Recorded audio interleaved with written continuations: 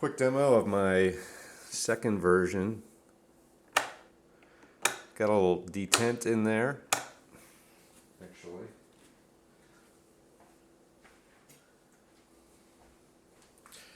Here's the first version. See a little ball bearing is in there. This is a square hole. This one actually has a round hole, so there's a little less play in it. And there's a opto interrupter. So the switch gets actuated by the opto interrupter. I'll have an opto interrupter on both sides, and this is going to be a chess clock mechanism.